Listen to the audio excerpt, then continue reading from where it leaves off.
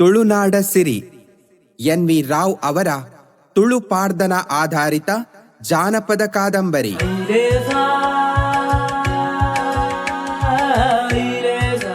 ಅಧ್ಯಾಯ 12. ಬಸರೂರ ಬೀಡಿಗೆ ಸಿರಿಯ ಆಗಮನ.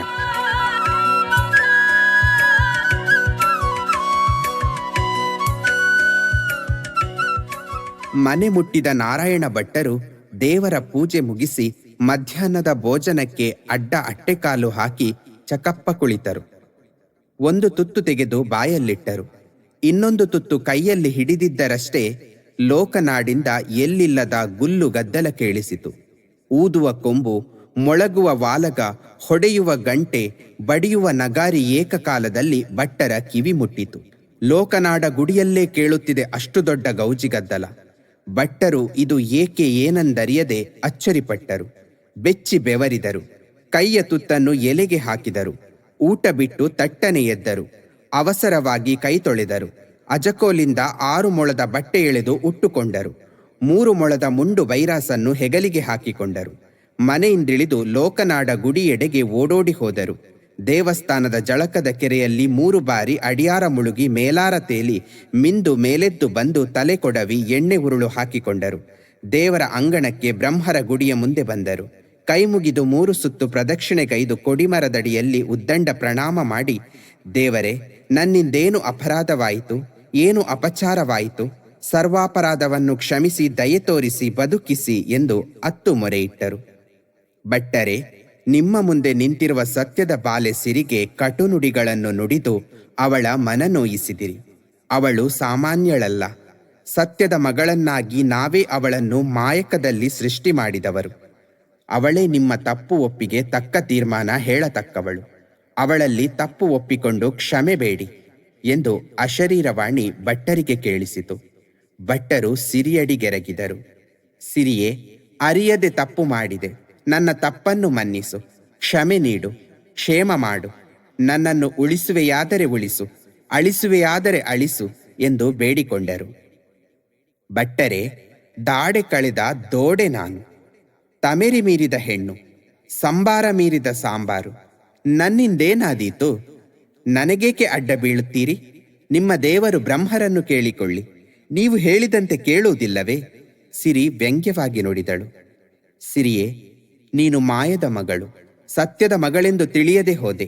ಈ ದೇವಾಲಯಕ್ಕೆ ಗುಡಿಗೆ ಹಕ್ಕು ದಿಕ್ಕಿನವಳೆಂದು ಗೊತ್ತಾಗಲಿಲ್ಲ. ಕೆಟ್ಟ ಮಾತಾಡಿದೆ. ಹರಕೆ ಹಣ ಭಂಡಾರಕ್ಕೊಪ್ಪಿಸಿ ಗಂಧ ಪ್ರಸಾದ ಕೊಡದೆ ಹೋದೆ.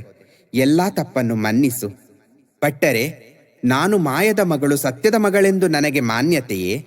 ನನ್ನಂತೆ ಪಾಪದ ಹೆಣ್ಣು ಮಕ್ಕಳು ಇನ್ಯಾರಾದರೂ ಬಂದರೆ ದೇವರ ಬ್ರಹ್ಮರ ದರ್ಶನವಾಗದಲ್ಲವೇ? ಅವರ ಹರಕೆ ಮುಡಿಪು ಸ್ವೀಕರಿಸದೆ ಗಂಧ ಪ್ರಸಾದ ಕೊಡದೆ ಹೋಗುವಿರಲ್ಲವೇ? ಇದು ಕೂಡದು. ಅಜ್ಜ ಭಕ್ತಿ ಶಕ್ತಿಯಿಂದ ಲೋಕನಾಡನ್ನು ಉದ್ಧಾರ ಮಾಡಿ ದೇವರ ಬ್ರಹ್ಮರ ಪೂಜೆ ಮಾಡಿಕೊಂಡಿರಲು ನಿಮಗೆ ಉಂಬಳಿ ಬಿಟ್ಟಿದ್ದರೂ ನಿಮಗೆ ಅಹಂಕಾರ, ಅಲಕ್ಷ್ಯವೇ ಉಂಟಾಯಿತಲ್ಲ. ಅಜ್ಜ ದೇವರ ಪೂಜೆಗೆಂದು ಎಷ್ಟು ಉಂಬಳಿ ಬಿಟ್ಟಿದ್ದಾರೆ? ನಿನ್ನಜ್ಜ ಬೆರುಮಾಳ್ವರು 30 ಮುಡಿ ಗದ್ದೆ ದೇವರ ಬ್ರಹ್ಮರ ಪೂಜೆಗಾಗಿ ಉಂಬಳಿ ಬಿಟ್ಟಿದ್ದಾರೆ.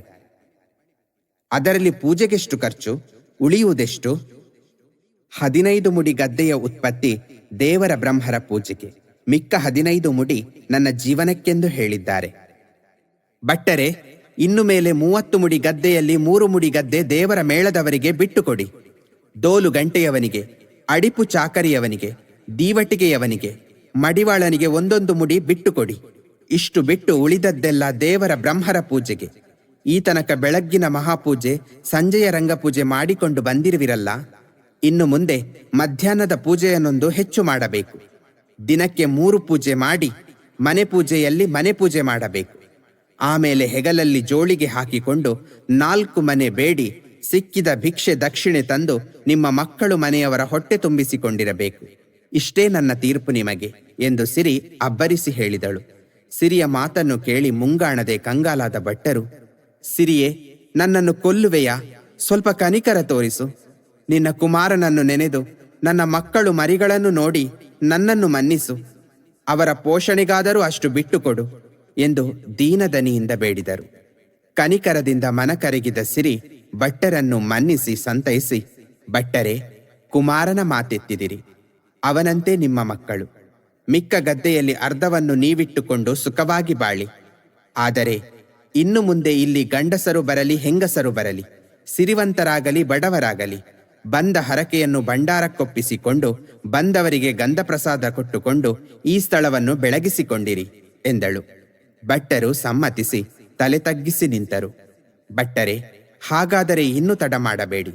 ಜಳಕದ ಕೆರೆಗೆ ಹೋಗಿ ಮುಳುಗಿ ಮಿಂದು ಮಡಿಯುಟ್ಟು ದೇವರ ಪೂಜೆ ಮಾಡಿ ನಮ್ಮ ಹರಕೆಯನ್ನು ಭಂಡಾರಕ್ಕೊಪ್ಪಿಸಿ ಗಂಧಪ್ರಸಾದ ಕೊಡಿ ಸಿರಿ ಎಂದಳು.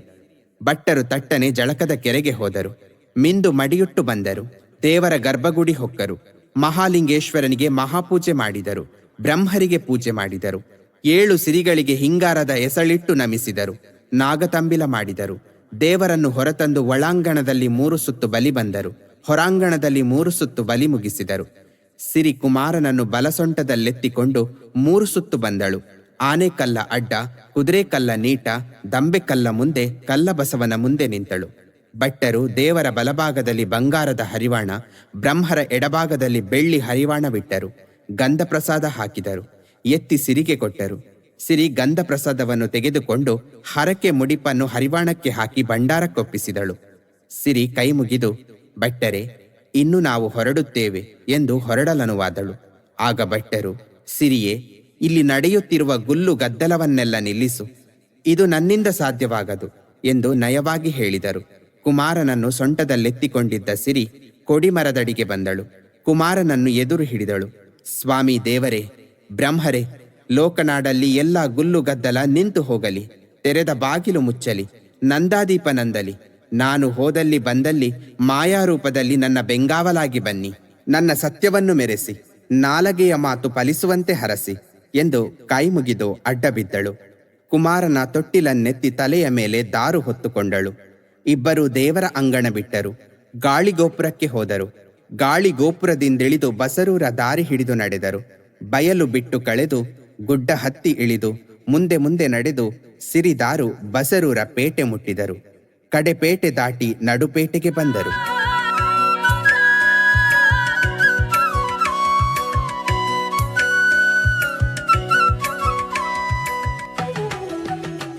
ಸಿದ್ದು, ಇನ್ನೂ ನಿನ್ನ ಸಿಂಗಾರ ಮುಗಿದಿಲ್ಲವೇ?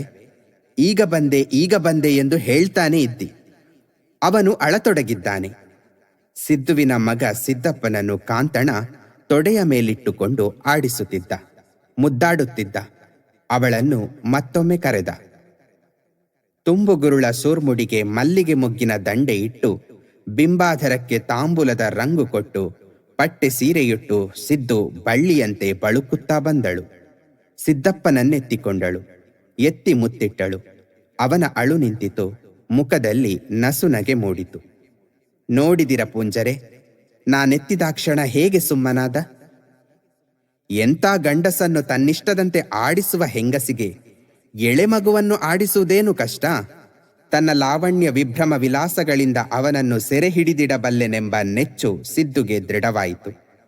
ಕೊರಳು ಕೊಂಕಿಸಿ ಕುಡಿನೋಟದಿಂದೀಕ್ಷಿಸಿ, ಹೆಂಗಸರನ್ನು ಕುಣಿಸುವ ಗಂಡಸರು ಇದ್ದಾರಲ್ಲ, ಅದಿರಲಿ, ಸಿದ್ದಪ್ಪನಿಗೆ ಮುಂದೇನಾದರೂ ದಾರಿ ಕಾಣಿಸುತ್ತೀರಾ ಏನು ಎಂದು ಮಗನನ್ನು ಮತ್ತೊಮ್ಮೆ ಮುದ್ದಿಸಿದಳು. ನಿನಗೇಕೆ ಅವನ ಚಿಂತೆ? ಬಸರೂರ ಗುತ್ತಿನಲ್ಲಿ ಅವನಿಗೇನು ಕಮ್ಮಿ ಬಾರದು ಎಂದು ಸುರಿ ಸಿದ್ದಪ್ಪನನ್ನು ಮುದ್ದಾಡಿದ. ಸಿದ್ದುವನ್ನು ಆಲಂಗಿಸಿ ಬಿಗಿದಪ್ಪಿದ. ತುಟಿಗೆ ತುಟಿಯೊತ್ತಿದ. ದಾಸಿ ಇನ್ನೂ ಬರಲಿಲ್ಲವಲ್ಲ, ನೋಡಿ ಬರುತ್ತೇನೆ ಎಂದು ಸಿದ್ದು ಆಳ್ವನ ಬಾಹುಬಂಧನದಿಂದ ಬಿಡಿಸಿಕೊಂಡಳು. ಮಗನನ್ನೆತ್ತಿಕೊಂಡು ಮುಂಬಾಗಿಲಿಗೆ ಬಂದಳು. ಬೀದಿಯ ಕಡೆ ನೋಡಿದಳು. ನೋಡಿ ಸರ್ರನೆ ಹಿಂದಿರುಗಿದಳು. ಪೂಂಜರೆ, ಬನ್ನಿ ಬನ್ನಿ, ನೋಡಿ ನಿಮ್ಮ ಬಾರಿಯ ಸಿರಿ ಮಗನನ್ನು ತೊಟ್ಟಿಲಲ್ಲಿ ಹೊರಿಸಿಕೊಂಡು ನಡೆದು ಬರುವ ಚಂದ ಎಂದು ಕಾಂತಣ್ಣನನ್ನು ಕರೆದಳು. ಕಾಂತಣ ದೂರದಿಂದ ಬರುತ್ತಿರುವ ಸಿರಿಯನ್ನು ಕಂಡ. ತಳಮಳಗೊಂಡ. ಆಪತ್ತೆ ಮೈಗೊಂಡು ಬರುತ್ತಿರುವಂತೆ ಅವನಿಗೆ ಭಾಸವಾಯಿತು. ಇನ್ನು ಅಲ್ಲಿರಬಾರದೆಂದು ತಟ್ಟನೆ ಹೊರಟ. ಸಿದ್ದು, ನಾನೀಗಲೇ ಹೋಗುತ್ತೇನೆ, ಬೇಗ ಮನೆ ಸೇರುತ್ತೇನೆ ಎಂದು ಹಿಂಬಾಗಿಲಿಂದ ಹೊರಬಂದ. ಲಘು ಬಗೆಯಿಂದ ನಡೆದು ಬಸರೂರು ಗುತ್ತು ಮುಟ್ಟಿದ. ಸಿದ್ದು ಮಗನನ್ನು ಮಲಗಿಸಿ ಹೊರಬಂದಳು. ಸಿರಿ ಮನೆಗೆ ಹತ್ತಿರವಾಗಿ ಮುಂಬಾಗಿಲಿಗೆ ಬಂದಾಗ ಮುಂದೆ ಬಂದು, ಎಂದೂ ಬಾರದವರು ಮನೆ ಬಾಗಿಲಿಗೆ ಬಂದಿದ್ದೀರಿ. ಕುಮಾರನ ತೊಟ್ಟಿಲು ಹೊರಿಸಿಕೊಂಡು ಬಂದಿದ್ದೀರಿ. ಕುಮಾರನಿಗೆ 1 ಗಿಂಡಿ ಹಾಲು ಕುಡಿಸಿ ನೀವು ವೀಳ್ಯ ತಿಂದು ಹೋಗಬೇಕು ಎಂದು ಉಪಚರಿಸಿದಳು. ಕುಮಾರನಿಗೆ ಆಗಲೇ ಹಾಲು ಕುಡಿಸಿದ್ದೇನೆ, ನಾನು ವೀಳ್ಯ ತಿಂದಿದ್ದೇನೆ, ಹೊತ್ತು ಮೀರಿತು, ನಾವೀಗಲೇ ಹೋಗಬೇಕು. ತೊಟ್ಟಿಲ ಮಗು ಹಿಡಿದುಕೊಂಡು ಮನೆ ಬಾಗಿಲಿಗೆ ಬಂದವರು ಹಾಗೇ ಹೋಗಬಾರದು, ಮಗುವಿಗೆ ಹಾಲು ಕುಡಿಸಲೇಬೇಕು, ನೀವು ವೀಳ್ಯ ತಿನ್ನಲೇಬೇಕು ಎಂದು ಸಿದ್ದು ಒತ್ತಾಯಿಸಿದಳು. ಸಿದ್ದುವಿನ ಒತ್ತಾಯಕ್ಕೆ ಸಿರಿ ಸಮ್ಮತಿಸಿದಳು.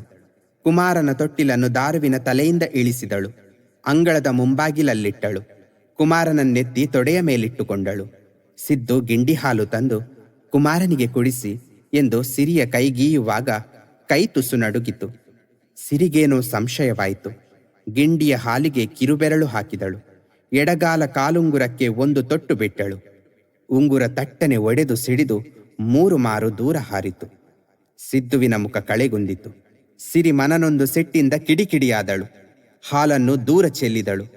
ಸಿದ್ದು, ಇದುವೇ ನಿನ್ನ ಪ್ರೀತಿ, ಇದುವೇ ನಿನ್ನ ಉಪಚಾರ, ಇದುವೇ ನಿನ್ನ ಉಪಕಾರ. ಇದಕ್ಕಾಗಿ ಸೊಂಟದಿಂದ ಮೇಲಕ್ಕೆ ನನ್ನ ಮುಂಗೈಯ ಚಂದ ನಿನಗಿರಲಿ, ಸೊಂಟದಿಂದ ಕೆಳಕ್ಕೆ ಬಗೆ ಬಗೆಯ ರೋಗ ಬಂದು ಹೋಗಲಿ, ನಿನ್ನ ಮನೆ ಬಾಗಿಲು ಸದಾ ತೆರೆದೇ ಇರುವಂತಾಗಲಿ, ಕಾಗೆ ನೊಣ ಹಾರಾಡುತ್ತಿರಲಿ, ದಿನಕ್ಕೆ ಸಾಕಾಗುವಷ್ಟೇ ಪಡಿ ದೊರೆಯಲಿ, ಇಂದಿಗಿದ್ದರೆ ನಾಳೆಗಿಲ್ಲವೆಂಬಂತಾಗಲಿ ಎಂದು ಶಪಿಸಿದಳು. ಸಿರಿ ಕುಮಾರನ ತೊಟ್ಟಿಲನ್ನು ಮತ್ತೆ ದಾರುವಿನ ತಲೆಗೆತ್ತಿ ಹಿಡಿದಳು. ಸೆರಗೆಳೆದು ತಲೆಗೆ ಮುಸುಕು ಹಾಕಿಕೊಂಡಳು. ಬತ್ತಕೇರಿಗಾಗಿ ಬಂದಳು. ಬತ್ತಕೇರಿ ಬಿಟ್ಟು ಬಸರೂರ ಹೂಕರೆಯ ಕಂಬಳದ ಕಟ್ಟಹುಣಿಗೆ ಬಂದಳು. ಸಿರಿ ಬರುವುದನ್ನು ದೂರದಿಂದಲೇ ಕಂಡ ಕಾಂತಣ ತಾಯಿಯನ್ನು ಕರೆದು, ನೋಡಿ, ನಿಮ್ಮ ಪ್ರೀತಿಯ ಸೊಸೆ ಮಗುವನ್ನು ತೊಟ್ಟಿಲಲ್ಲಿಟ್ಟುಕೊಂಡು ಹೊರಿಸಿಕೊಂಡು ಬರದಿಂದ ಬರುವ ಚಂದ, ಸೀರೆಯ ನಿರಿಗೆ ಹಾರುವ ಅಬ್ಬರದಲ್ಲಿ ಏಳುವ ಧೂಳು ನೋಡಿ. ಇವಳೇನು ಬಂದಳು? ಹೆರಿಗೆಯ ಖರ್ಚು ಹಣ ಕೊಡಲಿಲ್ಲ, ಬರಲು ಕರೆಯಲಿಲ್ಲ, ಗೆಲುವಿನಲ್ಲಿ ಬಂದಳು, ಕಳುವಿನಲ್ಲಿ ಬಂದಳು. ಹೆತ್ತಾಗ ಮಗು ನೋಡಲು ನಾನಾಗಿಯೂ ಹೋಗಲಿಲ್ಲ, ನೀವು ಹೋಗಲಿಲ್ಲ. ಇದರಿಂದ ಕುಪಿತಳಾಗಿ ಕಳುವಿನಲ್ಲೇ ಬಂದಿರಬೇಕು. ಹೇಗಾದರೂ ಬರಲಿ, ಒಮ್ಮೆ ಅವಳನ್ನು ಮನೆಗೆ ಬರಮಾಡಿಕೊಳ್ಳಿ. ಕುಮಾರನನ್ನೆತ್ತಿ ಹಾಲು ಹಣ್ಣು ಕೊಟ್ಟು ತೊಟ್ಟಿಲು ಕಟ್ಟಿರಿ. ಅವಳಿಗೆ ನೀವೇ ಸಮಾಧಾನ ಹೇಳಿ. ನಾನೆಲ್ಲೆಂದು ಕೇಳಿದರೆ ಮನೆಯಲ್ಲಿಲ್ಲ, ಕಡೆಕಿಸ್ತಿನ ಹಣ ಕಟ್ಟಲು ಹೋಗಿದ್ದೇನೆಂದು ಹೇಳಿ. ನಾನು ಮಾಳಿಗೆಯ ಮೇಲೆ ಮರೆಯಾಗಿರುತ್ತೇನೆ ಎಂದು ತಾಯಿಗೆ ಹೇಳಿ ಕಾಂತಣ ಮೇಲುಪ್ಪರಿಗೆಗೆ ಹೋದ. ಜೋಡು ಎಲವಸ್ತ್ರ ಹೊದ್ದುಕೊಂಡು ಕಲ್ಲು ಕಲೆಂಬಿಯ ಮೇಲೆ ಕಾಲು ನೀಡಿ ಮಲಗಿದ. ಸಿರಿ ಕಂಬಳದ ಕಟ್ಟಹುಣಿ ಬಿಟ್ಟು ಬಾಳೆ ಬೆಳೆವ ಬಾಕಿಮಾರ ಹುಣಿಗೆ ಬಂದಳು. ಮುಂದೆ ನಡೆದು ಬಂದು ಬಸರೂರು ಬೀಡಿನ ಕುರುಬಾಗಿಲು ಹೊಕ್ಕು ಅಂಗಳದ ಮುಂಬಾಗಿಲಿಗೆ ಬಂದಳು. ಮೇಲುಪ್ಪರಿಗೆಯ ಮುಂದಿನ ಕಿಟಕಿ ತೆರೆದಿತ್ತು. ಕಲ್ಲ ಕಲಂಬಿಯ ಬಳಿ ಕಾಂತಣನನ್ನು ಕಂಡಳು. ಮಲಗುವುದನ್ನು ಗಮನಿಸಿದಳು. ಕೆಂದೆಂಗಿನ ಪದ್ಮಕಟ್ಟೆಯಲ್ಲಿ ಕುಮಾರನ ಕುಂದಣದ ತೊಟ್ಟಿಲನ್ನು ದಾರುವಿನ ತಲೆಯಿಂದಿಳಿಸಿಟ್ಟಳು. ಕುಮಾರನನ್ನು ತೊಟ್ಟಿಲಿಂದೆತ್ತಿ ಎಡಸೊಂಟಕ್ಕೇರಿಸಿಕೊಂಡಳು. ಶಂಕರಿ ಪೂಂಜತಿ ಕಂಚಿಯ ಬಟ್ಟಲಲ್ಲಿ ಕರಿನೀರು ತಂದಳು. ಕುಮಾರನ ತಲೆಗೆ ನೀವಾಳಿಸಲು ಬಂದಳು. ಎಡಗಡೆ ನೀವಾಳಿಸಲು ಬಂದಾಗ ಕುಮಾರನನ್ನು ಸಿರಿ ಬಲಸೊಂಟಕ್ಕೇರಿಸಿದಳು. ಬಲಗಡೆ ನೀವಾಳಿಸಲು ಬಂದಾಗ ಎಡಸೊಂಟಕ್ಕೇರಿಸಿದಳು. ಯಾರಿಗೆ ಹುಟ್ಟಿದ ಮಗುವಿಗೆ ನೀವಾಳಿಸುತ್ತೀರಿ ಅತ್ತೆ? ನಿಮ್ಮ ಮಗನಿಗೆ ಹುಟ್ಟಿದ ಮಗುವಲ್ಲ, ನೀವು ನಿವಾಳಿಸುವುದು ಬೇಡ. ನಿಮ್ಮ ಮಗನಿಗೆ ಹುಟ್ಟಿದ ಮಗುವಾಗಿದ್ದರೆ ನಾನು ಹೆತ್ತಾಗ ಮಗುವನ್ನು ನೋಡಲು ಬರುತ್ತಿದ್ದಿರಿ. ನೀವು ಸತ್ಯನಾಪುರಕ್ಕೆ ಬಂದವರಲ್ಲ, ಮಗುವಿನ ಮುಖ ಕಂಡವರಲ್ಲ. ಈಗೇಕೆ ಬಂತು ಎಲ್ಲಿಲ್ಲದ ಪ್ರೀತಿ?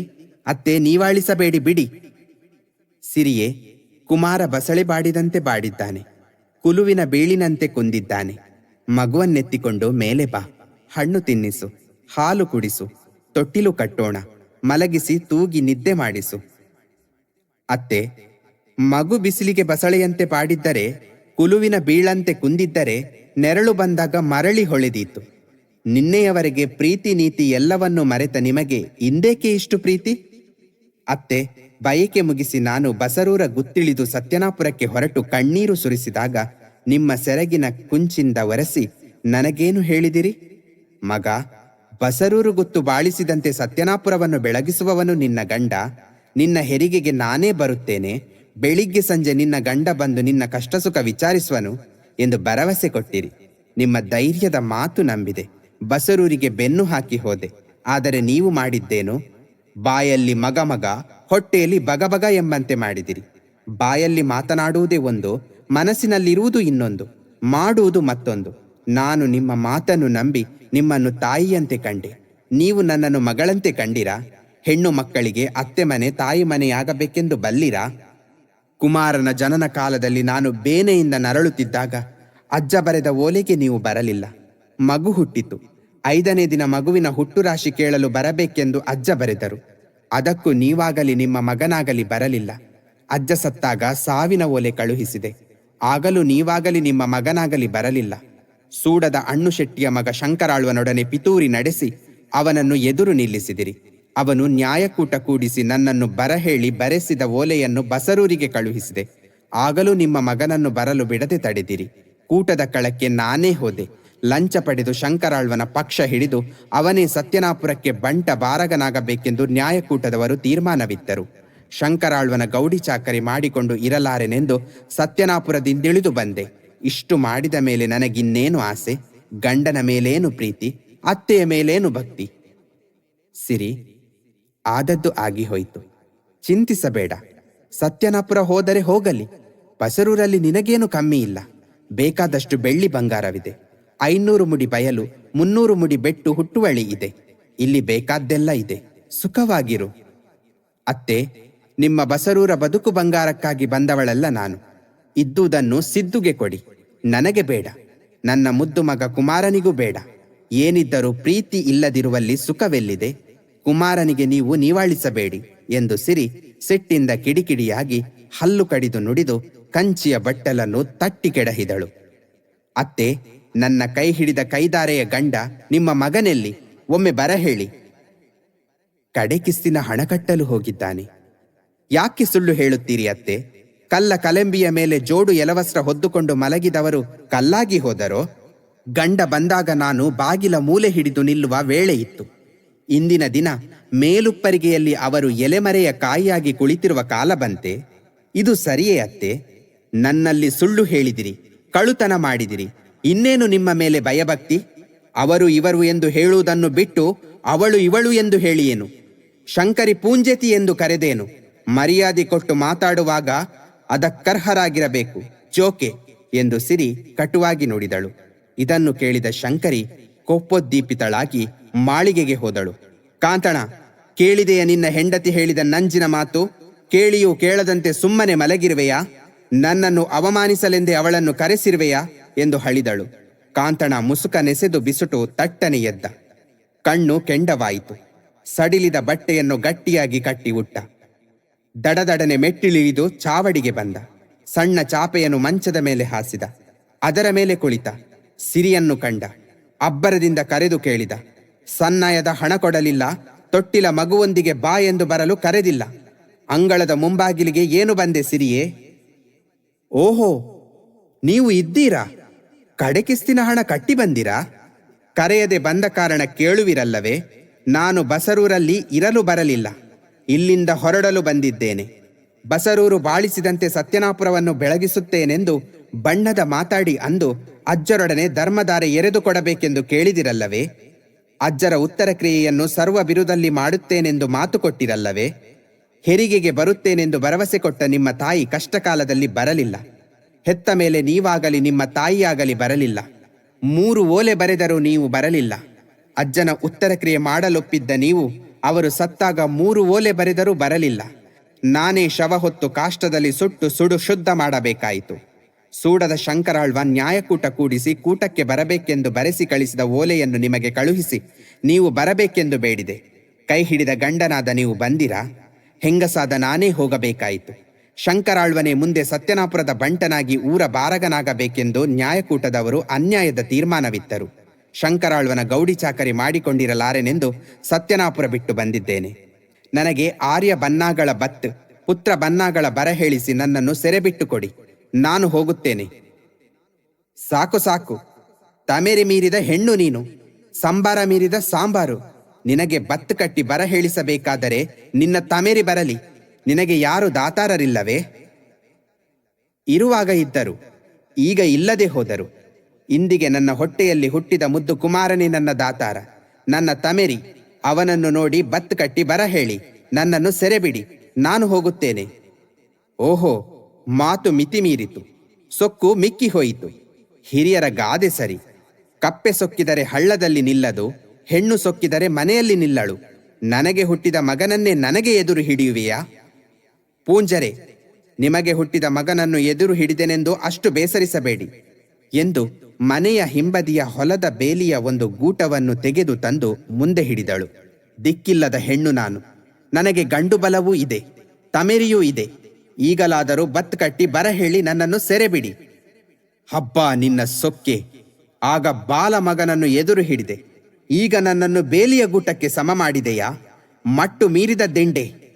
ಹೆಂಡತಿಯ ಸ್ಥಾನಮಾನವೇನೆಂದು ಮರೆತರೂ ನಿಮ್ಮ ಮಾನ ಮರ್ಯಾದೆಯ ವಿಚಾರ ನಿಮಗೆ ಗೋಚರವಿದೆ ಅಲ್ಲವೇ? ನನ್ನ ಪಾಡು ನಾನು ನೋಡಿಕೊಳ್ಳಬೇಕು, ಇನ್ನು ತಡ ಮಾಡಲಾರೆ ಎಂದು ಸಿರಿ ಕೆರಳಿ ಬೇಲಿಯ ಗೂಟವನ್ನು ಎಸೆದು ಬಿಸುಟಳು.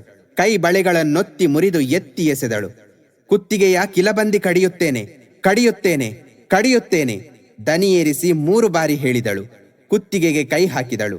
ಕರಿಮಣಿ ಎಳೆದು ಕಡಿದು ಚಾವಡಿಯ ಕಂಬದ ಬುಡಕ್ಕೆಸೆದಳು. ಮುತ್ತಿನ ಹಾರವನ್ನೆತ್ತಿ ಹಿಡಿದಳು. ಅಂದು ನಿಮ್ಮ ತಾಯಿ ಅಜ್ಜನಿಗೆ ಹೇಳಿದ್ದರು, ನಿಮಗೂ ಒಬ್ಬಳೇ ಮಗಳು ಸಿರಿ, ನನಗೂ ಒಬ್ಬನೇ ಮಗ ಕಾಂತಣ. ಬಸರೂರು ಗುತ್ತಿನ ಬಾರಗನು ಅವನೇ, ಸತ್ಯನಾಪುರದ ಬಂಟನು ಅವನೇ ಎಂದು. ನೀವು ಒಪ್ಪಿದಿರಿ. ಆದರೆ ಇಂದಿಗೆ ಬಸರೂರು ಗುತ್ತಿನ ವಜ್ರದ ಕಂಬವೇ ನನಗೆ ತಮೆರಿ, ಮುಂದಿನ ಆಧಾರವಾಯಿತು. ಈಗಲಾದರೂ ನನಗೆ ಬತ್ ಕಟ್ಟಿ ಬರ ಹೇಳಿ ಸೆರೆಬಿಡಿ. ಏನು ಬಾಯಿಗೆ ಬಂದಂತೆ ಹೊರಟುತ್ತಿ? ಹಿಂದು ಮುಂದು ನೋಡದೆ ಬೊಗಳುವೆ. ನಿನ್ನನ್ನು ದಾರೆ ಎರೆದು ಕೊಟ್ಟಿದ್ದು ಈ ವಜ್ರದ ಕಂಬಕ್ಕೋ ನನಗೋ? ಅಷ್ಟು ಅಹಂಕಾರವೇರಿತೋ ತಲೆಗೆ? ಕಾಂತಣ ಅಬ್ಬರಿಸಿದ. ಪೂಂಜರೆ, ನಿಮ್ಮ ಅಬ್ಬರಕ್ಕೆ ಈಗ ಹೆದರುವವಳು ನಾನಲ್ಲ. ನೀವು ಏನು ಆಡಿದರೂ ಏನು ಮಾಡಿದರೂ ಇಷ್ಟು ಮಾಡಿದ್ದಕ್ಕಿಂತ ಹೆಚ್ಚಲ್ಲ. ಪತಿಧರ್ಮವನ್ನರಿಯದ ನಿಮ್ಮ ಬಾಂಧವ್ಯ ನನಗಿನ್ನಿಲ್ಲ ಎಂದು ಹೇಳಿ ಮೂಗಿನ ಮೂಗುತಿ ತೆಗೆದು ಕೈಯಲ್ಲಿ ಹಿಡಿದಳು. ಕಾಂತಣನ ಎದೆ ಕಂಪಿಸಿತು. ಮುಖದಿಂದ ಬೆವರು ಸುರಿಯಿತು. ಏರಿದ ದನಿ ಇಳಿಯಿತು. ಸಿರಿಯೇ, ಸಾಕು. ಕಲ್ಮಣಲಾಗಿ ಇಷ್ಟು ಮುಂದರಿದೆಯಾ? ನಾನು ಬದುಕಿರುವಾಗ ಮೂಗುತಿ ತೆಗೆದು ನನ್ನನ್ನು ಸತ್ತವರ ಸಾಲಿಗೆ ಸೇರಿಸುವೆಯಾ? ನಾನು ನಿನ್ನ ಗಂಡನೆಂಬುದನ್ನು ಮರೆತೆಯಾ? ತೆಗೆದ ಮೂಗುತಿಯನ್ನು ನನಗಾಗಿ ಮತ್ತೆ ಇಡು ಎಂದು ನುಡಿದ. ಪೂಂಜರೆ, ಬೇರು ಕಿತ್ತ ಗಿಡಕ್ಕೆ ನೀರೆರೆದರೇನು ಫಲ? ನಿಮ್ಮ ಮಾತಿಗೆ ಮಾನ್ಯತೆ ಕೊಡುವೆ, ಆದರೆ ನನಗೂ ಸರಿಯಾದ ಒಂದು ದಾರಿ ತೋರುವಂತಾಗಬೇಕು. ಗಂಡನೆಂದ ಮಾತ್ರಕ್ಕೆ ಹೆಂಡತಿಗೆ ಅನ್ಯಾಯ ಮಾಡಿದರೂ, ಅಮಾನುಷವಾಗಿ ವರ್ತಿಸಿದರೂ ಅವಳು ದುರಾಚಾರಿ ಗಂಡನ ಅಡಿಯಾಳಾಗಿ ಸತ್ತವಳಂತೆ ಬಾಳುವ ಗೋಳು ತಪ್ಪಬೇಕು. ಇನ್ನು ಮುಂದೆ ನನ್ನಂತಹ ಹಿಂದು ಮುಂದಿಲ್ಲದ ಹೆಣ್ಣು ಮದುವೆಯಾಗಿ ಗಂಡ ಸರಿಯಾಗಿ ನೋಡಿಕೊಳ್ಳದೆ ಬಿಟ್ಟು ಹೋದರೆ ಅಥವಾ ಸತ್ತು ಹೋದರೆ ಬಾಲವಿಧವೆಯಾಗಿ 2ನೆಯ ಮದುವೆಯಾಗುವ ಕಟ್ಟು ಇಂದಿನಿಂದಲೇ ಲೋಕರೂಢಿಯಾಗಬೇಕು. ಒಮ್ಮೆ ವಿಧವೆಯಾಗಿ ಒಳಮನೆ ಸೇರುವಂತಾದರೂ ಮತ್ತೊಮ್ಮೆ ಮುತ್ತೈದೆಯಾಗಿ ಬದುಕುವ ಭಾಗ್ಯ ಅವಳಿಗೆ ಬರಲಿ ಎಂದು ಮೂಗುತಿಯನ್ನು ಮೂಗಿಗಿಟ್ಟಳು. ಒಬ್ಬ ತಂದೆಗೆ ಹುಟ್ಟಿದ ಮಗನಿಂದ ಇನ್ನೊಬ್ಬ ತಂದೆಯ ಹೆಸರು ಹೇಳಿಸುವೆಯಾ? ಅವನು ಒಬ್ಬ ತಂದೆಗೆ ಹುಟ್ಟಿದ ಮಗ, ಇನ್ನೊಬ್ಬನನ್ನು ತಂದೆ ಎಂದು ಎಂದೂ ಕರೆಯಲಾರ. ಕಾಂತಣನ ಮುಖ ಕಂದಿತು, ಕಂಬನಿ ಹನಿಯಿತು. ಕುಮಾರನನ್ನು ಕಂಡಣಿಯೇ ಕಂಡಷ್ಟು ಕಾಣಬೇಕೆಂಬ ಇಚ್ಛೆ ಹೆಚ್ಚಿತು. ವಾತ್ಸಲ್ಯ ಮೂಡಿತು. ತನ್ನ ಸೊಂಟದ ಉಡಿಜಾಲೆಯನ್ನು ತೆಗೆದು, ನನ್ನ ಮಗನಿಗೆ ನೇವಳ ಮಾಡಿಸಿ ಹಾಕು ಎಂದು ಕುಮಾರನ ಕೈಗೆ ಹಾಕಿದ. ಪೂಂಜರೆ, ನನ್ನ ಕುಮಾರನಿಗೆ ನಿಮ್ಮ ಬದುಕು ಬಂಗಾರ ಯಾವುದೂ ಬೇಡ. ಅವನಿಗೆ ಬೇಕಾದಾಗ ಅವನೇ ಮಾಡಿಸಿಯಾನು ಎಂದು ಉಡಿಜಾಲೆಯನ್ನೆತ್ತಿ ಹಿಂದಕ್ಕೆಸೆದಳು. ಕಿವಿಯಿಂದ ಒಂಟಿ ತೆಗೆದು, ಕುಮಾರನಿಗೆ ಅರ್ತಿಗುಂಡಲ ಮಾಡಿಸಿ ಹಾಕು ಎಂದು ಮಗನ ಕೈಗೆ ಹಾಕಿದ. ಸಿರಿ ಅದನ್ನು ಹಿಂದಕ್ಕೆಸೆದಳು. ಪೂಂಜರೆ, ಹೊತ್ತು ಮೀರಿತು. ನಿಮ್ಮ ಪ್ರೀತಿ ವಾತ್ಸಲ್ಯ ಸಾಕು. ಇಳಿದು ಬಂದ ಹೆಣ್ಣನ್ನು ಒಳಗೆ ಕರೆಸಿಕೊಂಡರೆ ನಿಮ್ಮ ಮಾನಕ್ಕೆ ಹಾನಿಯಾದೀತು. ನನಗೆ ಬತ್ ಬರ ಹೇಳಿ ಸೆರೆಬಿಡಿ, ನಾನು ಹೋಗುತ್ತೇನೆ. ಅಷ್ಟು ಗರ್ವವೇ ನಿನಗೆ? ಹಾಗಾದರೆ ಹೋಗು. ಇಂದು ಸೂರ್ಯಾಸ್ತಮವಾಗುವುದರೊಳಗೆ ಮಾಬುಕಳ ದಾಟಿದರೆ ನಿನಗೆ ಅದೇ ಬತ್ ಬರ. ದಾಟದೆ ಉಳಿದರೆ ಅಲ್ಲಿ ಹಿಡಿದ ಜುಟ್ಟನ್ನು ಬಸರೂರ ಅರಮನೆಯಲ್ಲಿ ಬಿಟ್ಟೇನು, ತಿಳಿಯಿತೆ ಎಂದು ರೋಷಾರುಣ ನೇತ್ರನಾಗಿ ಕಾಂತಣಗುಡುಗಿದ. ಸಿರಿ ಕುತ್ತಿಗೆಯ ಕಿಲಬಂದಿ, ಮುತ್ತಿನ ಹಾರ, ಕೈಯ ಬಳೆ, ಮುತ್ತಿನುಂಗುರ ಇವನ್ನು ಒಟ್ಟಾಗಿ ಹಿಡಿದು ಚಾವಡಿಯ ಬಲಭಾಗದ ವಜ್ರಕಂಬಕ್ಕೆ ಕಟ್ಟಿದಳು. ನನ್ನ ಕೈ ಹಿಡಿದ ಪೂಂಜರೆ, ಬಸರೂರ ಗುತ್ತು ಇಳಿದು ಹೋಗುತ್ತೇನೆ. ಅತ್ತೆ, ಬಸರೂರು ಬಿಟ್ಟು ಹೋಗುತ್ತೇನೆ. ನನ್ನ ಹೊಟ್ಟೆಯ ಸಂಕಟದಿಂದ ಏನು ಹೇಳಿದ್ದರೂ ಬೇಸರಿಸಬೇಡಿ. ತಪ್ಪಿದ್ದರೆ ಕ್ಷಮಿಸಿರಿ ಎಂದು ನಮಿಸಿದಳು. ಕುಮಾರನನ್ನು ತೊಟ್ಟಿಲಲ್ಲಿ ಮಲಗಿಸಿದಳು. ತೊಟ್ಟಿಲನ್ನೆತ್ತಿ ಮತ್ತೆ ದಾರುವಿನ ತಲೆಗಿಟ್ಟಳು. ಉಕ್ಕಿ ಬಂದ ದುಃಖದಿಂದ ಕಣ್ಣೀರ ಕಾಲುವೆ ಹರಿಸುತ್ತಾ ಬಸರೂರ ಅರಮನೆ ಬಿಟ್ಟಳು. ಶಂಕರಿ ಕಾಂತಣ ಕಂಗೆಟ್ಟರು. ಕಂಬನಿ ದುಂಬಿ ನೀರವವಾಗಿ ಕಣ್ಮರೆಯಾಗುವ ತನಕ ನಿಟ್ಟಿಸುತ್ತಾ ನಿಂತರು. ಮುಂದಿನ ಅಧ್ಯಾಯದಲ್ಲಿ ಮತ್ತೆ ಭೇಟಿಯಾಗೋಣ. ಅಲ್ಲಿಯವರೆಗೆ ನಮ್ಮ